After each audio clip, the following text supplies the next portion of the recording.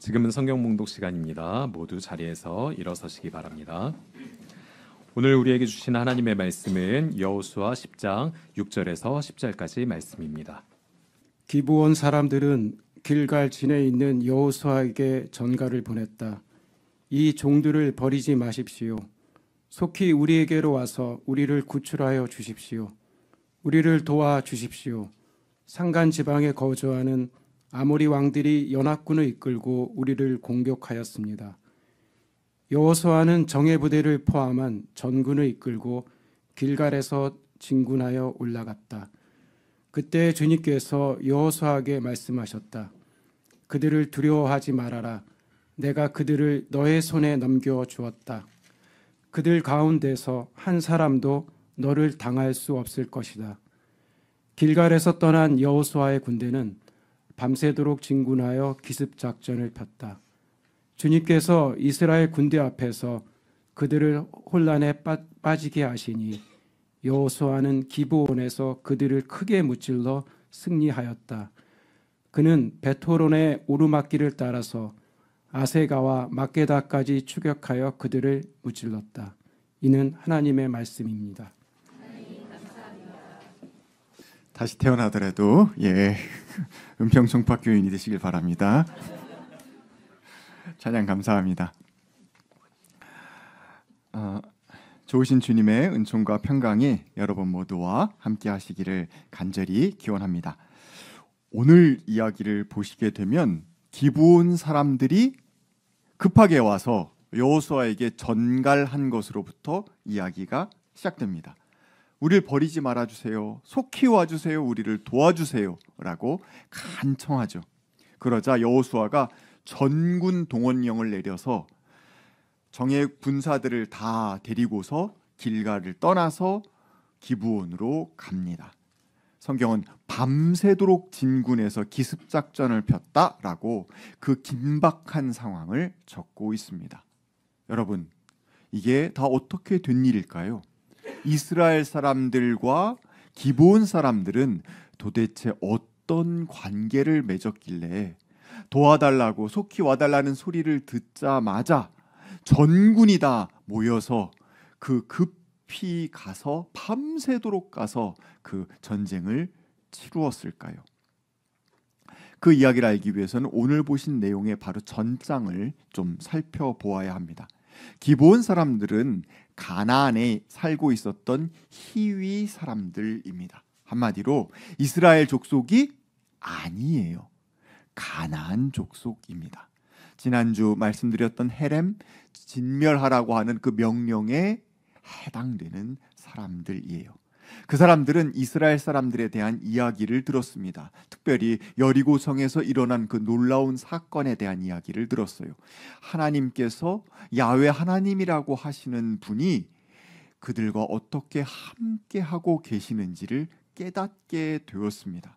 만약에 가만히 있으면 그 이스라엘 사람들의 그 파죽지세의 공격 아래 자기들도 다 죽임을 당할지 모른다는 생각이 들었습니다. 우리 성경에 보면 속임수라고 하고 있고 다른 번역에는 꾀라고 되어 있는데요.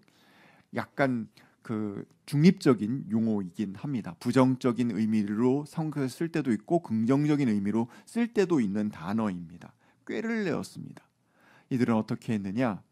너덜너덜한 부대와 터져서 기운 헌 가죽 포도주 부대를 나귀에 싣고 길을 떠났습니다. 그뿐이 아닙니다.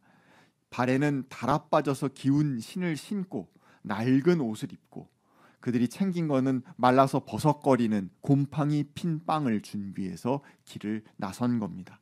그리고 길갈에 가서 여호수아와 이스라엘 사람들을 만나서 이렇게 이야기합니다. 우리 아주 먼 나라에서 왔습니다. 우리랑 평화 조약을 맺읍시다. 그렇게 이야기합니다. 이스라엘 사람들은 딱 보기에 뭔가 수상쩍다라는 느낌이 들었어요. 당신들 이 근방에 살고 있는 가나안 사람들 아니요? 라고 질문합니다. 여호수아는 아주 구체적으로 당신들은 누구요? 어디서 왔소? 라고 따져 묻기까지 합니다. 하지만 기브온 사람들은 동문서답하듯 그 답에 대한 직접적인 답변은 회피하면서 두 가지만 반복해서 이야기합니다. 아까 말씀드린 그대로 먼 곳에서 왔고 당신들과 평화 조약을 맺고 싶습니다. 게다가 이들은 이스라엘 사람들에 대해서 철저하게 예습을 하고 온 것 같아요. 어떻게 해야지 그들과 마음이 통할지 알고 있었습니다. 그들의 낡아 빠진 옷과 그리고 곰팡이까지 핀 마른 빵과 낡은 가죽 부대를 보면서 이스라엘 사람들은 마음에 퍼떡 떠올랐을 겁니다. 그들의 지난 40년의 광야 생활을 말입니다. 아, 저들도 우리처럼 나그네 생활하는 사람들인가라고 보자마자 느꼈을 거예요. 그런데 그들이 입을 열어서 무엇라고 이야기하냐? 우리들은 당신들의 하나님 여호와 하나님 야훼 하나님을 알고 있습니다. 그분이 명성이 대단한 분이었고 너희들을 이집트에서 탈출시켰다며, 그리고 오는 길에 전쟁에서도 이기게 하셨다며, 우리는 가나안의 왕이 다스리는 그런 곳에 사는 사람들이 아니라 저 멀리 있는 사람들로서 우리는 여러분과 그냥 평화 조약을 맺고 싶을 뿐이야 라고 이야기를 하는 것입니다. 이스라엘 사람들은 그 이야기를 듣고 마음이 조금씩 움직이기 시작했습니다. 아, 저들은 우리 지난 40년의 세월과 출애굽을 알고 있는 사람들이구나. 여호와 하나님이 얼마나 높으신 분인지 강력하신 분인지 알고 있는 분이구나 라고 생각하면서 결국은 어떻게 합니까? 평화 조약을 맺습니다. 그런데 이 조약은 누구의 이름으로 맺은 겁니까? 야훼 하나님의 이름으로 맺은 거예요.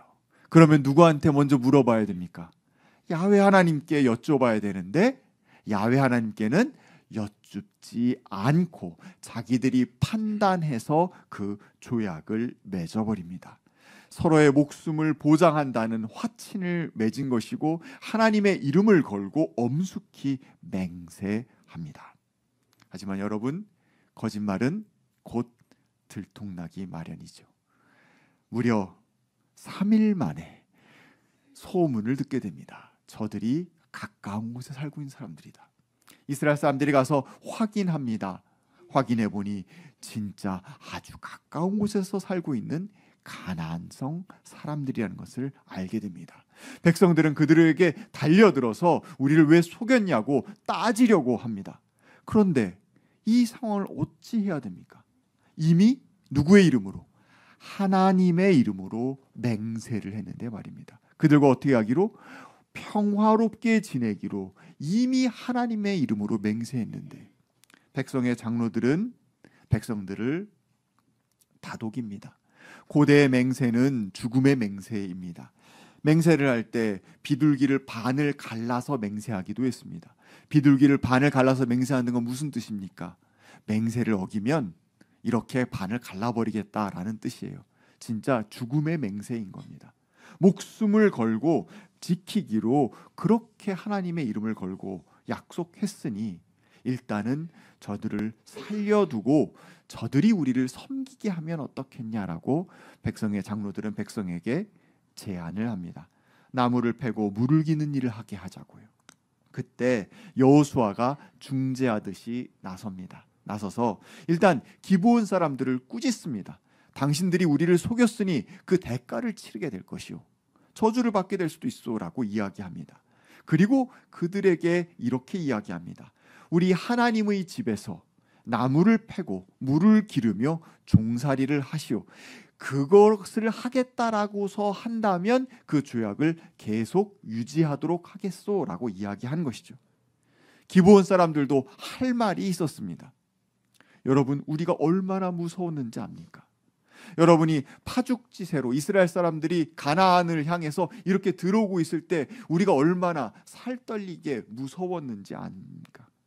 당신들의 하나님인 여호와 하나님께서 당신들을 승리하게 하시는 것을 보면서 우리는 어떻게든 살아남아야겠다라는 생각밖에는 할 수가 없었습니다. 그래서 이런 일을 했습니다. 어떤 처분이든지 달게 받겠습니다 라고 이야기합니다. 성경은 마지막 절에 이렇게 적고 있습니다. 바로 그날로 여호수아는 그들을 회중을 섬기고 주님의 제단을 돌보는 종으로 삼아 나무를 패고 물을 깃는 일을 맡게 하였다. 그들은 오늘까지 주님께서 택하신 곳에서 그 일을 하고 있다라고 이야기합니다. 속이는 자가 있었고 속임을 당하는 자가 있었습니다. 언약을 맺은 자가 있었고 누구에게? 하나님께 허락도 안 받고 언약을 맺은 자가 있었고 그리고 하나님이 두려워서 거짓말까지 친 사람이 있었습니다. 여러분, 속고 속이는 이 장면을 볼 때 뭔가 익숙한 느낌이 들지 않습니까? 상대를 속이는 장면, 창세기에서 이미 봤던 장면 아닙니까? 야곱 말입니다. 이스라엘의 조상인 야곱은 장자권을 얻기 위해서 눈이 잘 안 보이는 아버지를 속였습니다. 결국 그는 장자권을 얻고 되물을 수 없는 축복까지 받게 됩니다. 속고 속이는 이야기, 남의 이야기가 아니라는 것을 여호수아기를 보고 있는 이스라엘 사람들, 이스라엘은 누구의 이름입니까? 야곱의 이름입니다. 바로 자기들의 이야기라는 것을 느끼지 않았겠습니까? 도종환 시인의 정오에서 가장 먼 시간이라는 시가 있습니다. 여러분, 정오에서 가장 먼 시간은 언제일까요? 네, 한밤중이겠죠. 예. 시는 이렇게 시작합니다. 깊고 고요한 밤입니다. 얼만큼 깊고 고요할까요? 고요함이 풀벌레 울음소리를 물결 무늬 한가운데로 빨아들이는 밤입니다. 오, 역시 시인은 달라요. 예. 고요함이 확 느껴집니다. 그때 시인은 이렇게 이야기합니다. 정묵의 벌판을 만나게 하여 주소서, 안으로 흘러들어와 고인 어둠을 성찰하게 하여 주소서. 정오에서 가장 먼 시간을 성찰하기를 원합니다. 내가 그러하듯 온전하지 못한 이들이 모여 세상을 이루어 살고 있습니다. 세상을 이렇게 둘러보니까 어떤 사람들만 있어요? 반푼이 같은 인간들만 있어요. 그런데 가만히 보니까 누구도 그래요. 나도 그래요. 어제도 비슷한 잘못을 되풀이하였습니다. 우리는 모두 비슷한 잘못을 되풀이하며 살고 있습니다.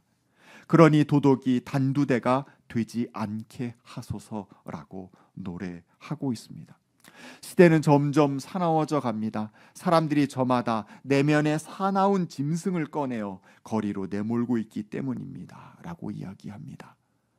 점점 거칠어지고 있는 세상 가운데에서 너도 그리고 나도 역시 마찬가지로 거칠어지고 있는 모습을 시인은 보고 있습니다. 지금은 정오에서 가장 먼 시간, 사방이 바닷속 같은 어둠입니다. 라고 이야기합니다. 그 시간에 어떻게 살아야 할까요? 시인은 이런 노래로서 시를 마감하고 있습니다. 서로를 부족한 그대로 인정하게 하소서. 타인이 지옥이지 않게 하소서.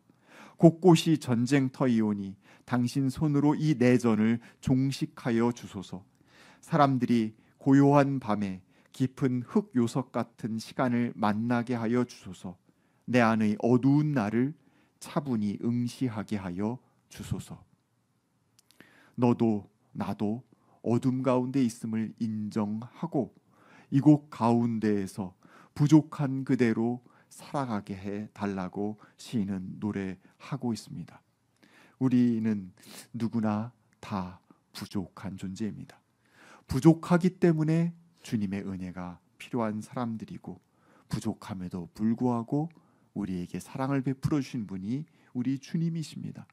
마태복음 20장의 포도원 주인의 비유를 여러분 많이들 아실 겁니다. 포도원 주인이 자기 포도원에서 일할 일꾼을 찾아 나섭니다. 아주 새벽 일찍 가서 사람들을 데려다가 포도원에서 일하게 합니다. 9시쯤 돼가지고 어슬렁어슬렁 나서 봤는데 아직도 일을 못 구한 사람이 있어요. 아이고, 내 포도원에 가서 일하시오. 적당한 품삯을 주겠소 라고 하고 데려다가 일을 합니다. 그리고 좀 시간이 지나고 12시쯤 돼서 나가봤는데 또 일을 못 구한 사람이 있는 거예요. 3시, 5시에도 여전히 일을 못 구한 사람이 있어서 그 사람들을 데려다가 포도원에서 일하게 합니다. 그리고 어떻게 합니까? 놀랍게도 이른 새벽서부터 일한 사람도 5시서부터 일한 사람도 모두 같은 품삯을 줍니다.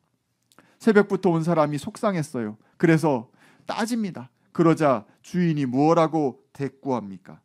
당신에게 주는 것과 똑같이 이 마지막 사람에게 주는 것이, 새벽서부터 온 사람에게 준 것과 똑같이 5시에 와서 일한 사람에게 주는 것이 내 뜻이요라고 말합니다. 하나님의 은혜를 받은 사람들, 그가 그 전 가운데 얼만큼 하나님의 곁을 떠났던, 어떤 방향으로 떠나 있었든 상관없이 하나님은 그를 부르셔서 당신의 은혜의 장중에 품으시는 분이십니다. 감히 들어올 수 없는 곳 같은 곳인데도 그곳에 하나님은 그 죄인을 부르셔서 당신의 은혜의 품 안에 따사로이 품으시는 분이십니다. 그리고 그 은혜로 살아가고 있는 사람들에게 같은 마음으로 살 것을 요청하고 계십니다. 당시 아모리 족속의 5 왕은 연합군이 되어서 기브온을 치기로 한 거예요. 그리고 앞서 말씀드린 것처럼 그 위기 상황 가운데에서 기브온은 자신과 평화조약을 맺은, 거짓으로 맺은 조약이지만 그 평화조약을 맺은 이스라엘에게 속히 와달라고 도움을 요청한 것입니다. 여러분, 만약에 여러분이 이스라엘이라면 어떻게 하시겠습니까? 이전에 여러분과 어떤 관계를 처음 맺었냐면 속임수로 관계를 처음 맺은 사람이었어요.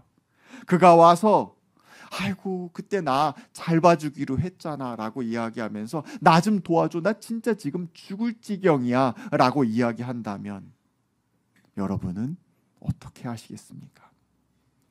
여호수아서 기자는 이 이야기 속에서 이스라엘과 기브온 이 둘을 묘하게 비교하면서 들려주고 있습니다. 입체적이라고 표현하곤 하지요. 그 둘 다 온전히 착하지도 온전히 나쁘지도 않습니다. 속이는 사람이 있었죠. 기브온은 속이는 자였습니다. 도덕적으로 비난받아 마땅한 사람일 것입니다. 하지만 그는 하나님을 진짜 두려워할 줄 아는 사람이었다라는 것을 성경은 반복해서 들려주고 있습니다. 그리고 그가 꾀를 내었던 것은 그저 살아남기 위해서였다는 것을, 살기 위한 발버둥이었다라는 것을 이야기하고 있습니다. 자, 이스라엘은 어떻습니까? 신실한 것 같았지만, 속임당한 피해자 같았지만 실상 또 어떤 일을 저지른 사람입니까? 하나님을 속이는 자였습니다. 하나님의 이름으로 맹세하면서 하나님의 허락도 구하지 않은 사람이었습니다. 부모님의 도장을 찍어야 되는 순간에 부모님 허락도 받지 않고 몰래 가져다가 도장 찍은 어린아이와 똑같은 짓을 이스라엘은 하고 있는 것입니다. 온전한 선인도 온전한 악인도 없습니다. 그런데 그 둘이 만나서 같이 살아가고 있는 모습을 여호수아기는 보여주고 있는 것입니다. 여호수아와 이스라엘은 어떻게 응답했습니까? 너희들이 나를 속였잖아. 나를 속여놓고 이제 와서 도와달래? 안 도와줄 거야 라고 하지 않았다라는 거예요. 정예군을 데리고 전군 출동령을 내려서 그 속히 와달라는 청에 지체 없이 반응했습니다. 성경은 그들이 밤새도록 진군에서 기습작전을 벌였다라고 이야기하고 있습니다. 오르막길을 올라가면서 그 전쟁을 수행했다라고 이야기하고 있습니다. 더 놀라운 사실은 무엇입니까? 하나님도 그 전쟁에 참여했다는 겁니다. 하나님은 오늘 성경 말씀 가운데 보신 것처럼 두려워하지 말아라 라고 이야기하시면서 그들과 함께 하시겠다라고 이야기합니다. 속고 속이는 관계 가운데에서 하나님을 속고 맺어진 그 언약 관계를 지키려는 사람들의 행태를 하나님은 오히려 함께 하시면서 인정하고 있는 모습을 보게 되는 거예요. 야곱이 속이고서 아비를 속이고 도망갔을 때에도 하나님께서 그들과 함께 하셨던 것처럼 말입니다. 하나님은 누가 착하고 누가 신실하다고 함께 하시는 분이 아니라 그냥 나의 딸이고 나의 아들이기 때문에 함께 하시는 분입니다. 하나님은 들으셨습니다. 그들의 원성을, 그들의 아픔을, 그들의 살고 싶은 마음을 들으셨고, 그리고 그 살고 싶은 마음 가운데 하나님은 함께 하셨습니다. 살려는 자에게 나오는, 하나님께 나온 살려는 자에게 함께하고 계시는 하나님을 우리는 여기서 발견하게 되는 것입니다. 여러분에게 속히 와달라고 청하는 사람이 있다면 어찌 하시겠습니까? 가족 가운데, 멀리 소원해진 친척 가운데, 친구 가운데, 공동체 생활을 같이 했었지만 이제는 연락이 끊긴 어떤 이 가운데 여러분에게 속히 와달라고, 좀 도와달라고 하는 이가 있다면 여러분 어떻게 하시겠습니까? 그 부탁을 미루다가 서로 다시는 만날 수 없는 처지가 될 수도 있다라는 것을 생각해 보시기 바랍니다. 돌이킬 수 없는 것은 너무나도 많습니다. 여러분, 칼상어 아십니까? 와이오밍 두꺼비, 하와이 까마귀 아십니까? 크리스마스 푸른 꼬리 도마뱀, 스픽스 유리 금강 앵무 아십니까? 어렵죠? 이제 더 이상 우리가 만날 수 없는 존재들입니다. 금세기에 멸종된 동물들입니다. 우리가 더 이상 만날 수 없는, 우리에게 속히 와달라고, 우리 한번 만나달라고, 우리를 도와달라고 요청했는데 우리가 외면했기 때문에 만날 수 없는 동물들, 식물들이 숱해 많습니다. 가족과 이웃뿐만이 아니라 우리 생태계 가운데에서도 서둘러 찾아와 달라는 부탁을 하고 있는 존재들이 많다라는 것을 기억하시기 바랍니다. 주님께서는 속히 와달라는 요청에 응하신 분이셨습니다. 주님 닮은 우리는 생명을 살리는 그 장으로 주님과 같은 마음으로 속히 나아갈 수 있어야 하겠습니다. 속히 와달라고, 서둘러 찾아와서 도와달라고 요청하는 모든 생태계와 이웃들과 사람들의 목소리 가운데 응답하실 수 있는 저와 여러분이 되기를 간절히 기원합니다. 함께 주신 말씀 두고 거듭의 기도 드리겠습니다.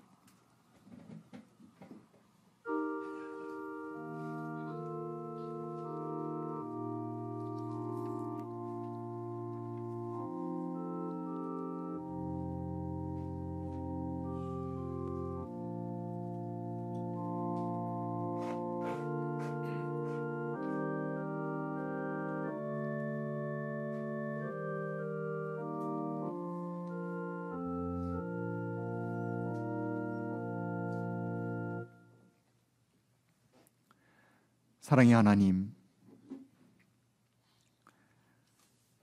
우리의 모습을 봅니다. 우리 안에 있는 어둠도 봅니다. 우리가 관계 맺고 살아가고 있는 모든 이들 가운데에도 비슷한 어둠이, 비슷한 밝음이 놓여 있음을 봅니다.